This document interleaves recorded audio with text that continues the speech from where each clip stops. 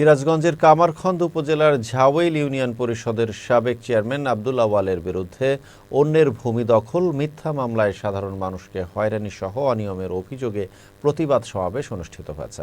রোববার বিকেলে পাইকোষা সরকারি প্রাথমিক বিদ্যালয় প্রাঙ্গণে গ্রামবাসীর উদ্যোগে সমাবেশ অনুষ্ঠিত হয়। স্থানীয় ব্যবসায়ী শহীদুল ইসলামের সভাপতিত্বে সমাবেশে ব্যবসায়ী ও স্থানীয় জামায়াতে ইসলামী নেতা আব্দুর রশিদ মুন্সি, ওয়ার্ড বিএনপি নেতা মোহাম্মদ ইলিয়াস হোসেন, ফণীন্দ্রনাথ শর্মা সহ অনেকে বক্তব্য রাখেন। বক্তারা বলেন, বিএনপি থেকে পদত্যাগ করার সাবেক ইউপি চেয়ারম্যান আব্দুল আওয়াল বিগত সময়ে আওয়ামী লীগ নেতাকর্মীদের সাথে নিয়ে পাইকোষা বাজারে জায়গা দখল করে মার্কেট নির্মাণ করেছেন। তার বিরুদ্ধে মসজিদের জায়গা দখল সহ নানা অনিয়মের অভিযোগও রয়েছে। বক্তারা আব্দুল আওয়ালকে শাস্তির আওতায় আনতে প্রশাসনের হস্তক্ষেপ কামনা করেন।